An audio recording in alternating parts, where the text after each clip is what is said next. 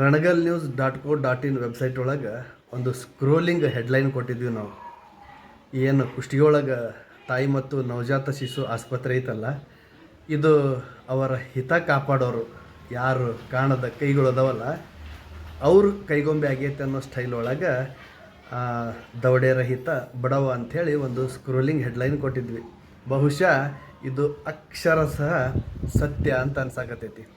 ಯಾಕಂತಂದ್ರೆ ಸುಮಾರು 6 ತಿಂಗಳ ಹಿಂದೆ ಆಗಿನ ಮುಖ್ಯಮಂತ್ರಿಗಳು ಏನು ಸಿದ್ದರಾಮಯ್ಯನವ್ರು ಇದ್ರಲ್ಲ, ಕೊಪ್ಪಳಕ್ಕೆ ಬಂದಾಗ ಸಾಂಕೇತಿಕವಾಗಿ ಲೋಕಾರ್ಪಣೆ ಮಾಡಿದ್ರು ಅಂತ ನಾನು ನಿಮಗಾಗಲೇ ಹೇಳಿದ್ದೆ.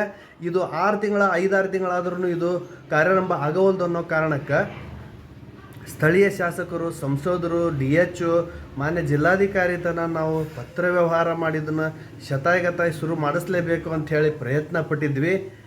ಆ ಒತ್ತಡದಿಂದ ಒಂದು ದಿವಸ ಚಾಲು ಮಾಡಿದರು. ಅಷ್ಟು ಒತ್ತಡ ಬಂದಾಗ ಒಂದೇ ಒಂದು ದಿವಸ ನಾಮಕೆ ವಾಸ್ತೆ. ಅದಕ್ಕೆ ಹೇಳಿದ್ದು ಬಡವನ ಕೋಪ ದವಡೆಗೆ ಮೂಲ. ಹೆಚ್ಚು ಕಡಿಮೆ 50 ಕೋಟಿ ಒಳಗೆ ಬೃಹತ್ ಕಟ್ಟಡ ತಲೀತೈತಲ್ಲ, ಇದು ಸಾರ್ವಜನಿಕವಾಗಿ ಕಾರ್ಯಾರಂಭ ಆಗಬಾರ್ದು. ಕಾಣದ ಕೈಗಳು, ಸ್ವಹಿತಾಸಕ್ತಿ ಇರೋ ವ್ಯಕ್ತಿಗಳ ವಿಚಾರ ಏನು ಶತಾಯಗತಾಯ ಇದು ಶುರು ಆಗಬಾರ್ದು. ಯಾಕಪ್ಪ ಅಂದ್ರೆ ಬಡವರಿಗೆ ಅನುಕೂಲ ಆಗ್ಬಿಡುತ್ತೆ.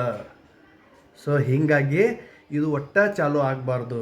ಸಾರ್ವಜನಿಕರು ಇಷ್ಟೇ. ಮತ್ತೆ ಸಿಗ್ತೀನಿ.